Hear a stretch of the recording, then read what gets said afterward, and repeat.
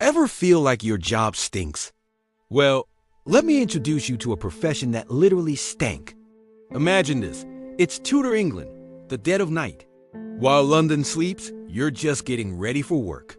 You're not a baker, not a blacksmith, not even a night watchman. You, my friend, are a Gong Farmer. And no, that has nothing to do with gongs or farming. Your crop? Human waste. Welcome to what many historians consider one of the worst jobs in history. The term gong came from an Old English word gang, which meant to go, and farmer was a bit of a euphemism. So a gong farmer was someone who went to collect, well, you know. Their official title was nightman or raker, and their job was to empty the city's overflowing cesspits. So what does a day, or rather a night in the life of a gong farmer actually look like? First things first, you can only work at night. By law, gong farmers were strictly forbidden from working between sunrise and sunset. The official hours were 9 p.m. to 5 a.m. Why? Because the stench was so unbelievably foul that doing this job in broad daylight would have caused a public outcry, probably even riots. The smell was considered not just unpleasant, but dangerous, a miasma that could spread disease. So you and your team of 2 or 3 others would gather your tools under the cloak of darkness. What are these tools, you ask? Nothing fancy. Your toolkit consisted of a few buckets, some sturdy ropes, and a couple of shovels and scoops. You load these onto a horse-drawn cart, your trusty and probably very unhappy steed for the night.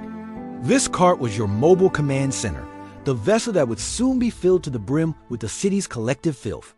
Your first job is at a wealthy merchant's house. These were the best gigs. The rich had deeper, better constructed brick-lined cesspits, usually located in their basements or courtyards. You knock on the door, and a servant lets you in, probably holding a perfumed handkerchief to their nose. The whole household is awake, not because they're excited to see you, but because the smell is about to become inescapable. Now for the main event. 2 of your crew, the whole men, are chosen to go down into the pit. Yes, asterisk into asterisk it. They tie ropes around their waists, and the ropeman on the surface lowers them down into the darkness. The cesspit could be several feet deep, and it's filled with a thick putrid sludge that can sometimes come up to their chests. This was the most dangerous part of the job. The fumes at the bottom of the pit, a lovely cocktail of methane and hydrogen sulfide, were not just smelly. They were deadly. Many gong farmers suffocated after being overcome by the toxic gases. One wrong move, one deep breath at the wrong time, and it was over. Down in the muck, the whole men get to work. They shovel the solid and semi-solid waste into large wooden buckets. It's heavy, disgusting work. The air is thick enough to chew. When a bucket is full, they shout and the tuckman up top hauls it up, hand over hand. Then he passes the bucket to you, the one managing the cart, and you dump its contents. Bucket after bucket, the process repeats for hours until the pit is empty. You can't leave any behind. Your reputation depends on a thorough job. And it wasn't just human waste you'd find down there. People threw everything into the privy. You might find lost coins, jewelry, maybe a discarded spoon. Finding a few shillings was like winning the lottery and could make a terrible night slightly more bearable. But you were just as likely to find animal carcasses, old rags, and all sorts of unpleasant surprises. Once the pit is empty, you and your crew have to get out of there. The cart is now full, a sloshing, stinking monument to your hard night's work. You navigate the dark, cobblestone streets, trying not to spill any of your precious cargo. The cartwheels will get stuck in the mud, and the smell would follow you like a ghost. But where does it all go? You can't just dump it anywhere. There were designated dump sites, or lastels, located just outside the city walls. You drive your cart out to these spots and unload. Some gong farmers, looking to make an extra penny, would sell the collected waste to actual farmers. It was known as night soil, and it was an excellent fertilizer for their fields. So in a strange, roundabout way, you were contributing to the city's food supply. From the toilet to the table, a truly fascinating cycle. Finally, around 5 a.m., As the first hints of dawn appear on the horizon, your work is done. You guide your empty cart back home, exhausted, covered in filth, and reeking to high heaven. No amount of washing could ever truly get the smell out of your clothes or your skin.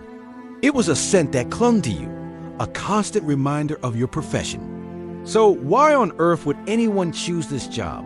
The answer is simple: money. Gong farming was surprisingly well paid. A gong farmer could earn a very decent wage, far more than a typical laborer. For a night's work, a team could earn several shillings, which was a small fortune at the time. This money could provide a comfortable life for your family, a life that was out of reach for many. But the social cost was high. Gong farmers were social outcasts. They were forced to live in specific areas, away from everyone else, because of the smell and the nature of their work. People would cross the street to avoid you. You were essential to the city's function. Without you, London would have drowned in its own filth, but you were also despised for it. It was a paradox, vital but vile. The job was also incredibly hazardous to your health. Beyond the risk of suffocating in the pits, constant exposure to human waste meant you were a walking host for diseases like cholera and typhoid. Cuts and scrapes could easily become infected, leading to sepsis. The life expectancy of a gong farmer was not long. This profession continued for centuries, a necessary evil in a world without modern sanitation. It wasn't until the 19th century, with the construction of London's massive sewer system by Sir Joseph Bazalgette, that the gong farmer's role finally became obsolete. The Great Stink of 1858, when the Thames became an open sewer in the summer heat, was the final push needed to create the modern sanitation we rely on today.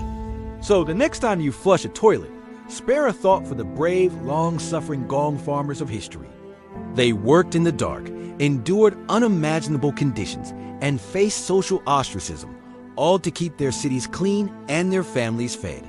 They were the unsung and very smelly heroes of urban history. Their story is a powerful reminder of how far we've come and the comforts we so often take for granted. Thanks for watching. If you found this dive into one of history's dirtiest jobs interesting, be sure to hit that like button and subscribe for more strange stories from the past. See you next time.